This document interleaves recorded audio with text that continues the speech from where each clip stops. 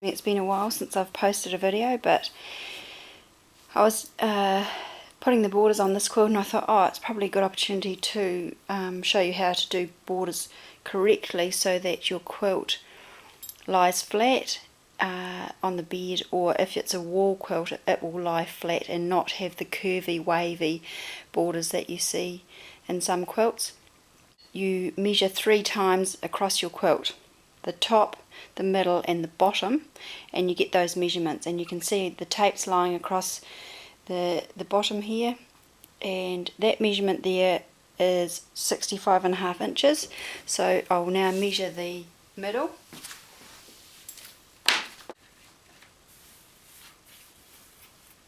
That's 65.25.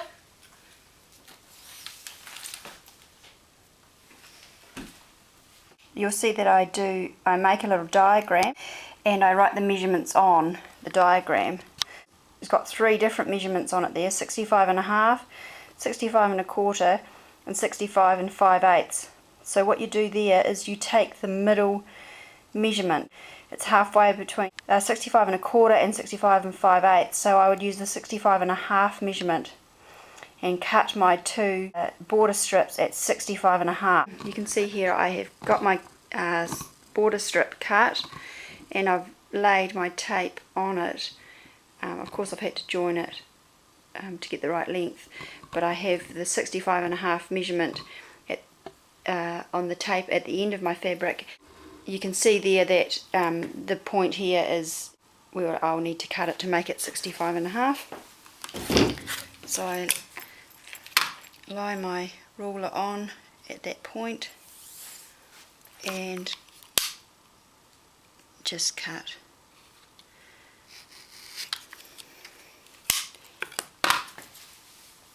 Now at this stage you get your strip and you fold it into quarters and you pop a pin in at the halfway mark and then at the quarter mark. So I'll just get my pins.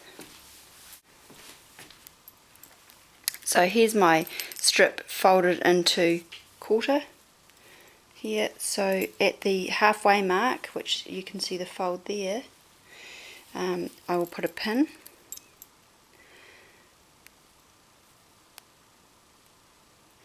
And at the other end here is your quarter marks, or your quarter folds.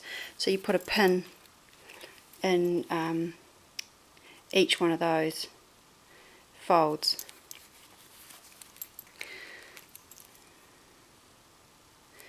So you'll have 3 pins in your border strip. So 1 at halfway and 1 at each at the quarter mark. Now you get your quilt and you do the same with it. You fold it in half here and pop a pin in the halfway mark, and then again exactly the same as you do with your border strips, you fold it into quarter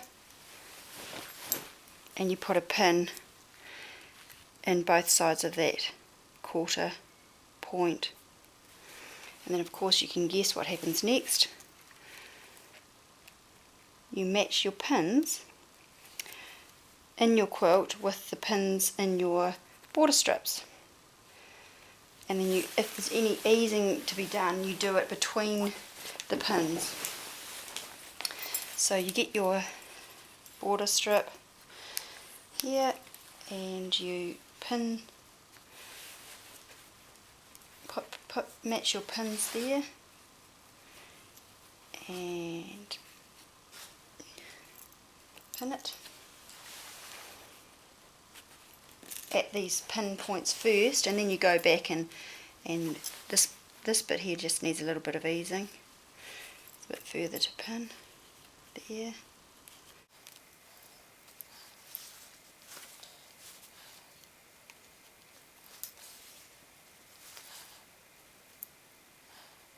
And then you go back to your first pin and you kind of this point needs to stretch slightly, so you just stretch it out till it's tight, pinch it with your fingers and pin it, and same again here, so that each quarter of this is eased to match the quilt, and this will ensure that it lies. See, this doesn't need any adjusting, this part here, so you just pin it. If you're comfortable with pinning it further, you can. It's just all about which point you're comfortable at with your stitching. So again, this one needs pulled a little bit. Fabric is an amazing thing.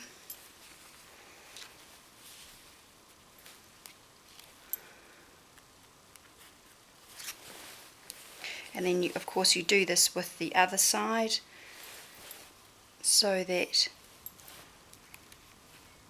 it will ensure that your quilt is that measurement along both sides.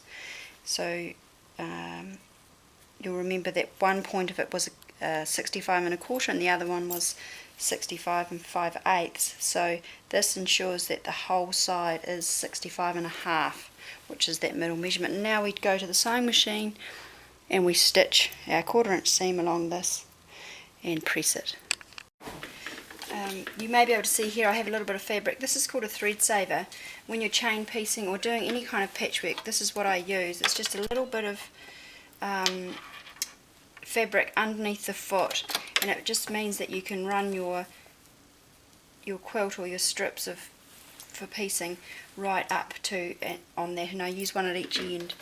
So we start our 1/4 inch. I've got my 1/4 inch foot on, and off we go. I'm coming to the pins, take them out. So you just do your 1/4 inch seam all the way along.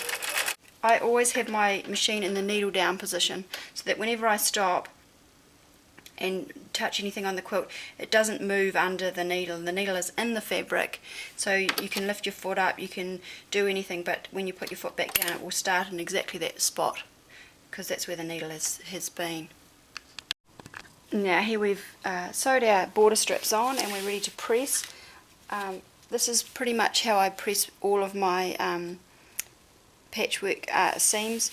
I have the piece that I've just, the smallest piece on top, and I always press away from me, so I fold it over and press. I press everything because I like to have sharp seams. A lot of people kind of don't, and I don't like that puffy look.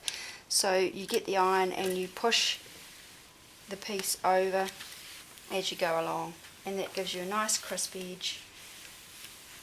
Of course there are situations where you have to know which way to press your seam.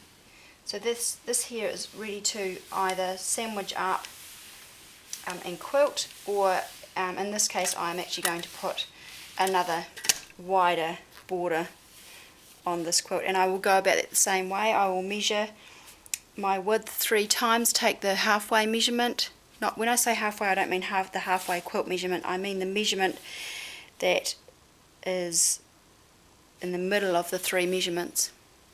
So the medium, I guess, measurement you would use. And then I will put the borders on 2 sides, 2 opposite sides, and then I will measure again and put the borders on the other 2 opposite sides. So I'll come back to and show you that when they are on. Okay, here we are now with the 3 borders on the quilt, and so now we just need to give it a good press and it will be ready for pinning up on the to sandwich with your batting and backing. Along the edges here, that long length of the external border, the poppy fabric, I actually cut that along the selvage of the fabric so that I didn't have to join it. Normally you cut your fabric across from selvage to selvage. I cut it down the length of the selvage, but in order to do this you need to have the meterage that you know length that you need. So I knew that this would be around about 80 inches long, so that's how much of the fabric I got of the poppy fabric there. So it's all ready to be sandwiched up now and quilted.